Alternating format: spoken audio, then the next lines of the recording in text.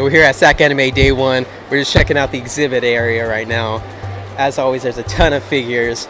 Just anime figures, even pop figures. Turn around. See a bunch of pop figures around. And then we were looking at the costumes and the plushies, of course. But sometimes they're a little bit too expensive for our blood. But there's also a bunch of handmade items because they like combine the exhibit area with like regular vendors with like the artist alley. So people might make them by hand, or they can resell other things that are like official merchandise. And they do have like some policy usually of not like selling bootleg type stuff. So you should be fine buying any of these figures. They shouldn't be bootleg, and if they are, then you can get the vendor people in trouble, you know. But day 1's just beginning. It's probably going to be a long day. We're going to be partying all night.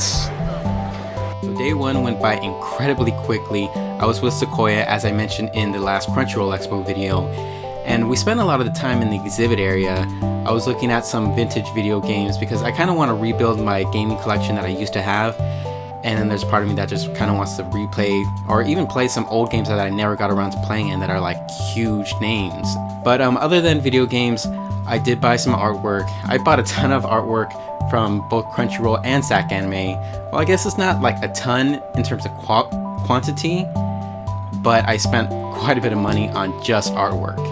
And of course, I met up with a bunch of old friends, some I know from work, some I met at past conventions, like those guys that I met at SacAnime Winter 2017 who were like blasting music, and they're just like the coolest guys ever.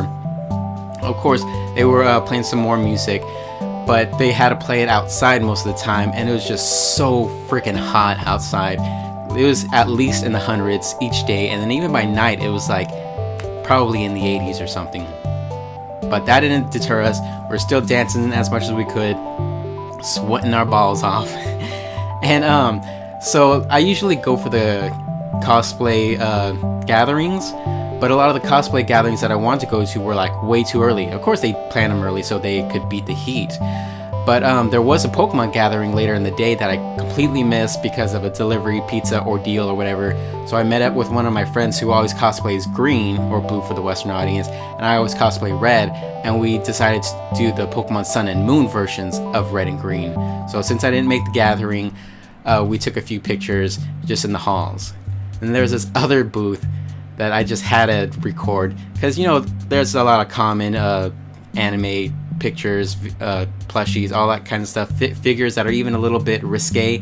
But this booth actually belonged to a porn site or a hentai site. I have no idea how they got a booth at SacAnime, since SacAnime is supposed to be kind of like family friendly or whatever, but it was there, and you had to be at least 18 years or older to even view this stuff, and an ID was required. So I had to film a little bit of stuff, merchandise that they were selling.